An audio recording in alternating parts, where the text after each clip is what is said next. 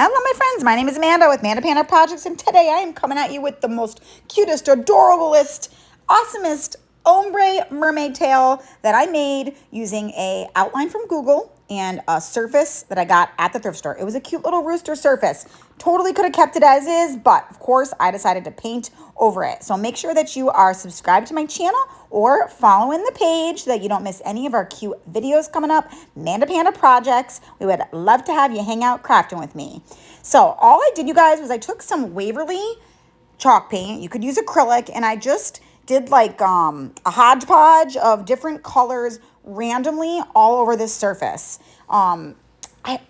If you need to know the paint colors, I'm happy to share. I don't have them off the top of my head, and they're in my craft room, but they're both Waverly, and then this green one is an acrylic apple barrel color. So I chose the background to do 3 colors. I did like a purpley, a teal kind of, and then like a seafoam green. And I did not even wash my brush in between. I kind of overlapped the colors a little bit. I don't care if they bleed together a little because we are gonna paint over the top of it, and it's gonna be chippy. And so it's just gonna peek through the chippiness. It's not gonna be the actual background itself. So now I took some candle wax. This is just a regular old Dollar Tree candle. I rubbed it all over the surface, and then I painted over the top of that with my Waverly Color Plaster chalk paint, okay? I did a pretty good thick coat. You wanna make sure that it's nice and covered up, but it's gonna be all distressed afterwards, so I was not worrying about if the background was like absolutely perfect. It had some bumps and spots because of the wax, but no big deal.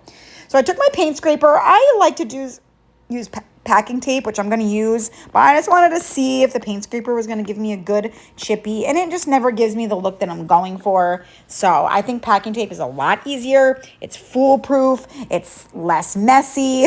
You just take the packing tape, you smooth it down over the top, and it's going to peel up the tape where that wax was. It's going to help to peel it up because the wax creates like a barrier. So super easy method to do this. Try it out. If you're worried about trying it, do it on like a piece of scrap wood or something and just test it out and see how easy it is.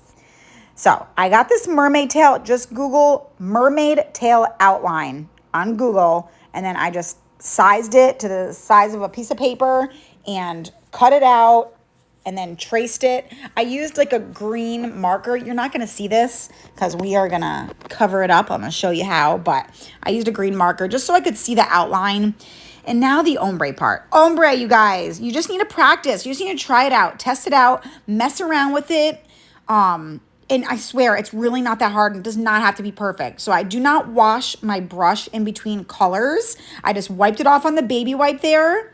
And then once I get like a nice solid line, I dip it in a little tiny bit of water and I just blend. I just go big strokes back and forth, up and down, as you can see I'm doing here, until it gets a good blend.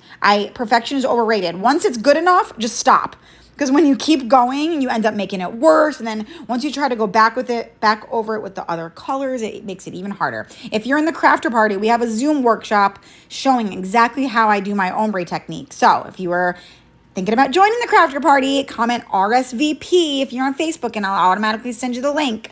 Otherwise, I'll just put the link in like the description or the comments, or just let me know below that you are interested if you're on like YouTube, and I'll send it to you. So I'm just going to keep doing the same thing, you guys. I used like a purple, a darker purple, then I used like a lighter purple. The purple and the teal, like I said, are acrylic. The other ones are chalk paint Waverly. The other ones are acrylic. So you can use a mixture of both. Once you do that line, you just go over it, and then you can go back with another color. If it's too harsh of a line, you can kind of go back with some of the other color, you know what I mean? And kind of keep alternating colors going back and forth. And eventually it will just blend together. So here I am blending those purples. I go like all the way down almost to the next color. And then I went a little bit too much, so I had to touch it up with the darker color.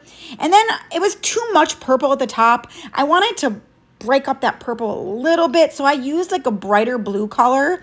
And I just blended it nicely so that it wasn't too like dark blue or too bright blue. And it just gave those little tips of the mermaid tail just what it needed.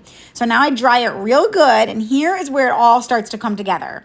Okay, I take some jute rope.